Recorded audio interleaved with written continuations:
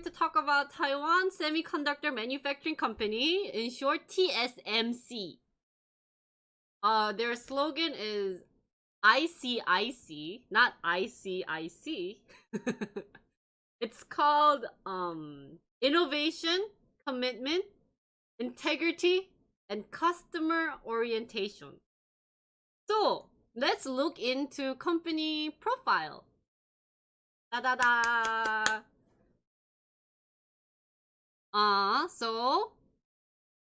Oops.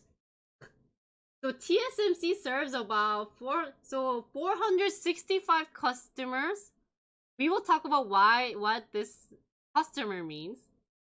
And it manufactures more than 9,920 products, okay? That covers computer, communications, consumer electronics market segments. So they do a lot of things related to computer parts because they're focused more on semiconductor manufacturing. But that does not mean anything. What it actually means is that TSMC is a foundry, which is a place, a manufacturing company that is a fab for hire. You know, it costs a lot of money to have a manufacturing place. So fab for hire means that people are going to hire TSMC to make their product for me. And I looked up this and I thought this was so funny. So you think that TSMC stands for Taiwan Semiconductor Manufacturing Company?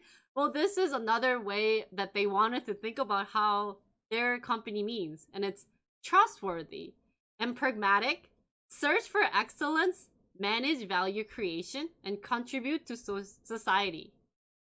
Some of the customers that I will show you guys are Intel, Motorola, Texas Instrument, and many more. These are like the top big ones. You might wonder why these companies are asking TSMC to make, especially Intel, right? Because you're like, oh wait, Intel already makes their own. They have their like foundry. Why are they asking TSMC to make their own? Well, so TSMC, like Intel and Motorola, Texas Instruments asked TSMC to make the out-of-date technology. For example, like Intel i3, like one of way back products. And so this way, these big companies wouldn't have to take up their own fab capacity to make these chips and would face little harm to their reputation and overall business, you know? If TSMC were to fail to deliver. So they're kind of sending it to TSMC to do like the little like tedious work because they have to be busy making like their i9s, like their very high top products, right? Also, they were very popular for startup companies because it wasn't easy for startup companies to have their own manufacturing. So some of the startup companies at that time that you guys would know of is Nvidia, Qualcomm, Marvel, and Broadcom. Apple was there. I forgot to add Apple. I just thought of this.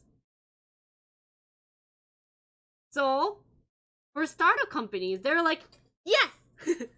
I don't have to have a separate manufacturing foundry to produce my semiconductors. I can just ask TSMC. They're really chill about it. They're really cool. I can just be like, hey, can you make these so that I can focus more on R&D and like IP so that they don't have to share. So before TSMC was open to everyone, what happened was that all these startups had to rely on the big companies. So they had to go ask Intel or IBM or Texas Instruments being like, hey guys, I have an idea. Can you guys make these for me? Then the big companies would be like, yeah, we can, but it will have to be from our name. We might add you like below, but it'd be mainly us because we produced it, but we'll still give you like credit for it. But it will be like one of those like Intel's product, right? So the CEO at this time was like, wait, that's not like nice. Like, I don't want to share, like, people probably don't want to share their intellectual property and like everything with the big companies. So it was hard for startup companies to like live and like breathe because they had to be relying so much. Anyways, so let's dive deep into the history. So, before we start with anything, we're gonna learn about the foundry father. This guy, Morris Chang. He's CEO. So, he is the founder of the TSMC. One thing I found funny about this guy was he actually wanted to be a writer. His dream was to become a writer, writing books or maybe like other things. But his father was like, no, no, no, no. You will starve as a writer. This is what he actually said. So he had to move. He was born in China, but he ended up living in Taiwan. But he actually had an opportunity to move to Boston because his uncle lived there, and he got accepted to, in 1949, Harvard. And in Harvard, he majored in applied physics and engineering science. But as you guys know, like Harvard isn't focused more towards engineering, it's more for like laws. Yeah, law, I couldn't think of law. 그치?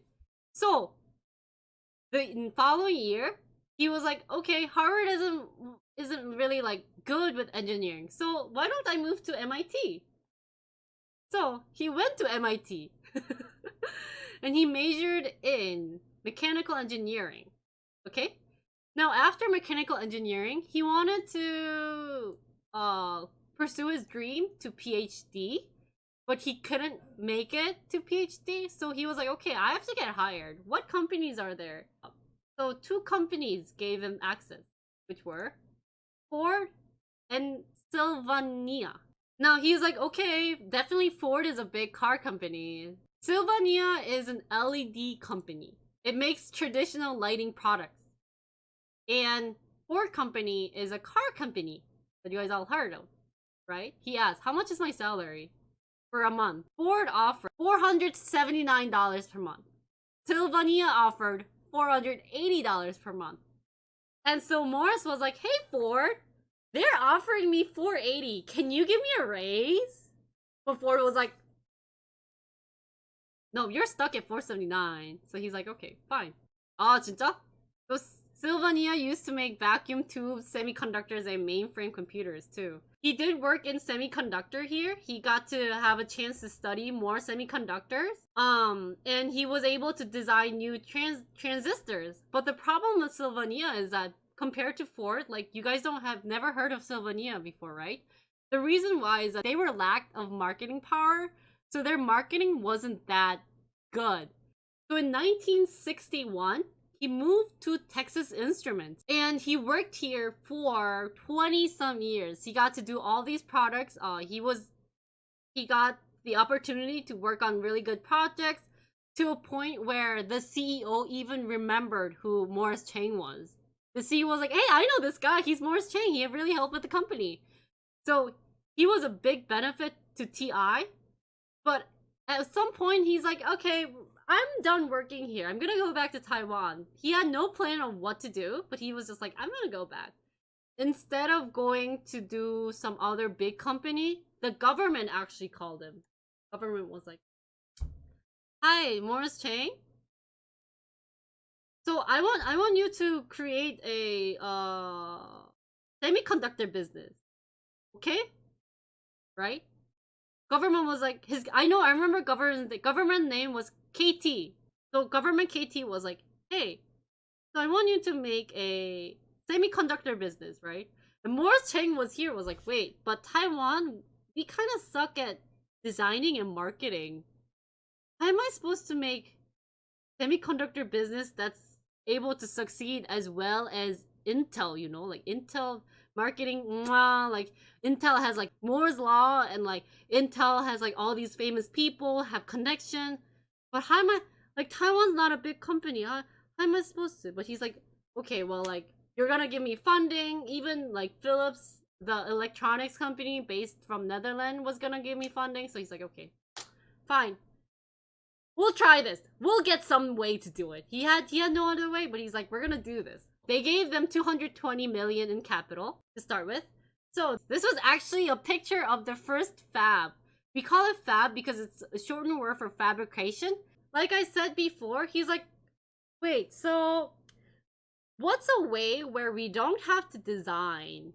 We don't have to do any marketing, but people are going to like us. What's one way we can do it? And he's like, maybe if we can just be a supplier. So people can come to us and ask if you can make semiconductor for them. And we can be like, yes, we can. What if we can do that, you know? And not only we will make it, but you guys get to keep the brand name. We don't want your brand name. You get to keep it. Just put us name somewhere that you guys made it from us. So what they had was they needed wafer testing. This is how it's supposed to be looking like. This is inside of their first fab room. This isn't actually the real picture. I just googled a fab room.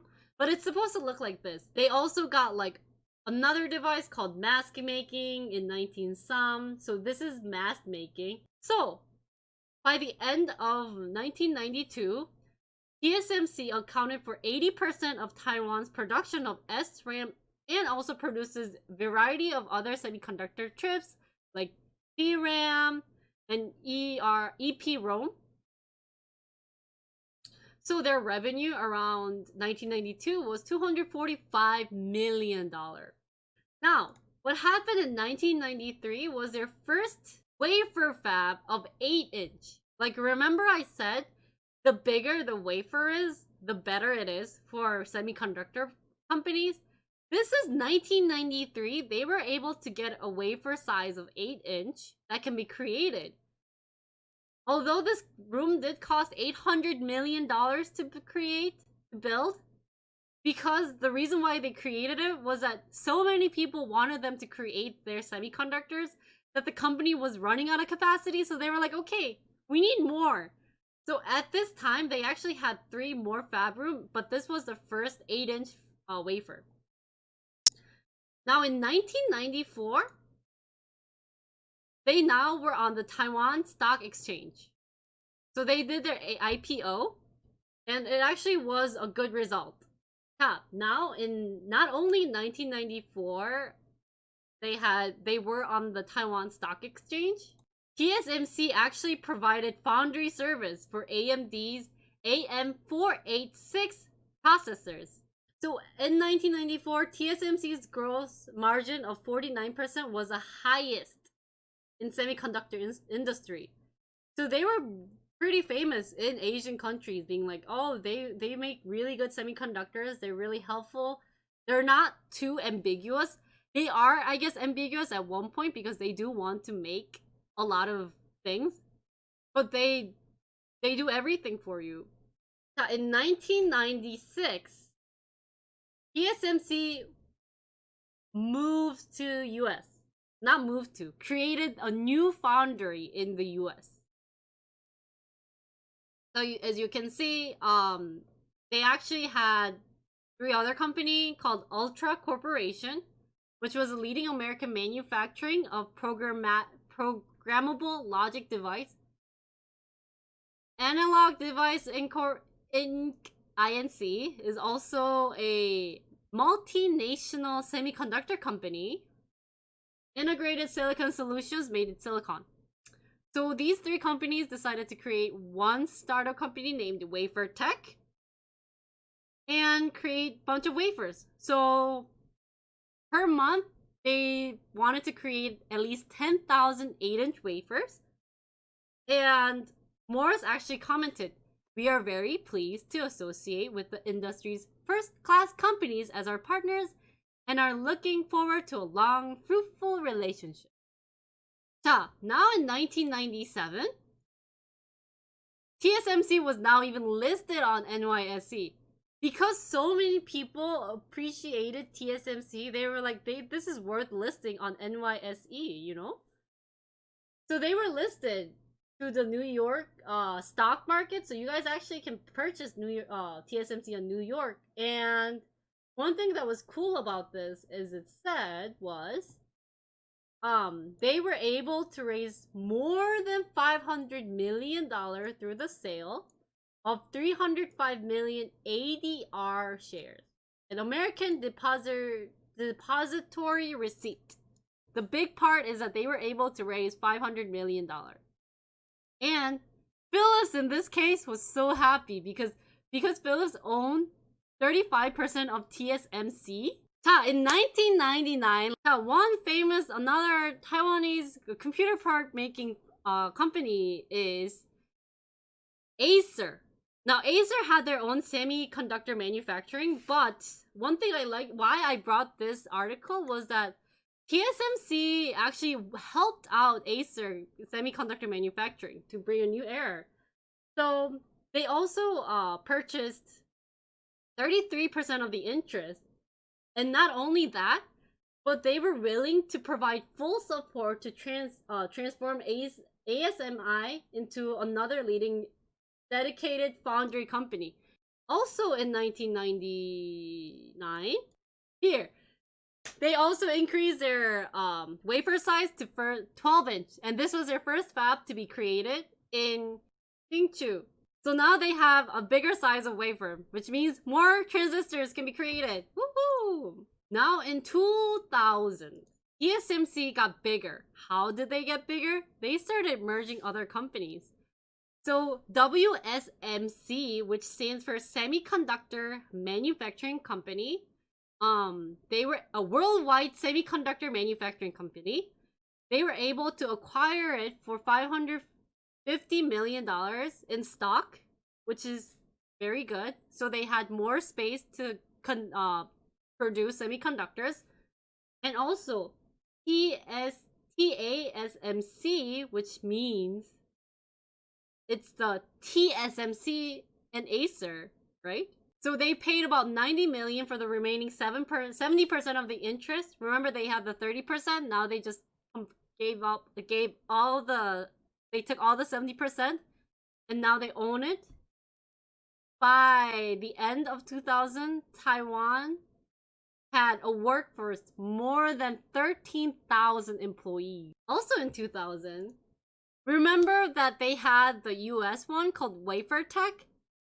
TSMC decided to buy all the share from Ultra, ADI, and all the companies so that Wafer Tech was just 100% TSMC's product, like company now. They still were on good terms, like Ultra, like it said here that Ultra was going to be still interested in TSMC's product and still gonna use TSMC as to manufacture different semiconductors, so they're still on good terms. They just ended up taking the whole thing from the US. Now we're gonna jump the time really far to 2008. What happened in 2008 is they opened a new platform called Open Innovation Platform. And what this was to do is to accelerate the time to market, improve the ROI, which stands for Return on Investment Design, and reduce design infrastructure duplication. Now we're gonna look at TSMC in present term.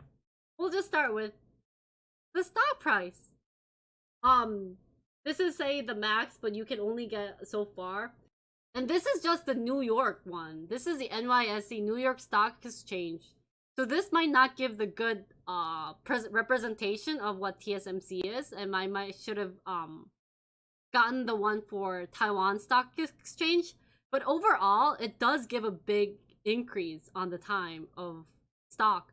Also, President Tsai designated TSMC founder Morris Chang as leaders representative of APEC, which stands for Asian Pacific Economic Corporation, Economic Leaders Week. So a lot of people, he not only was designated for the representative in 2019, he was also designated in 2006. But he just likes to come often, like he just deserves, you know. And so recently, TSMC was recognized for outstanding suppliers at 2019 Supply Chain Management Firm. Actually, this isn't recent news. They've actually gotten the Supply Chain Management Forum, but you can see they keep winning something. I was trying so hard to look for any downfall, any issue that they were having, but I didn't see any issue. The only issue I would have found was like any earthquake or any nature issue that came up And finally, I got this. I found the world's top 10 semiconductor companies. And this is February of 2020, so very recent, like literally a month ago. And this is kind of what they said. So TSMC claims to be the world's largest dedicated independent pure play semiconductor foundry, which is a pure play foundry, only fabricated integrated circuits and do not leave any in-house design capabilities, right? So pure play, like I said, is just purely I'm just gonna make it for you. You guys can have everything. So they don't have any in-house design. I just make stuff. So many leading semiconductor companies outsource their manufacturing of their components to Taiwan Semiconductor to cut labor costs.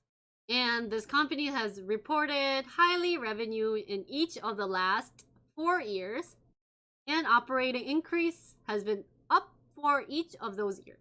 Stock was paid 2.4 dividend as of February 2020. Final thoughts. Each country has a company that they're proud of. And I think Taiwan, in this case, I think TSMC is what they are proud of. One of the fun thing, I read an interview, and the guy who was interviewing Morris Chang was meeting him at a hotel, right? And when he got to the hotel, he asked the girl, the front desk lady, he was like, "Oh, like I'm like here to check in, blah blah blah." And the front desk lady was like, "Oh, like who are you here for? Like, do you have a meeting?" I guess I don't know why she would have asked that, but like they had some conversation regarding like he was here for a meeting, right? And the guy goes, "Hey, oh, so I'm here to meet Morris Chang." And the girl was like, "Oh, Morris Chang! Oh my god!" So you can kind of tell it's kind of like how in Korea, if we were to meet like the president of Samsung, we'd all go like, right? I really appreciate you guys giving me the opportunity to learn about TSMC. I think it's definitely a worth company to know about. And if you're really interested in working in a semiconductor, TSMC should be one of the companies you guys should consider. Not only just Intel or AMD, but I think this company is also a good company to like look into. That's all. Thank you.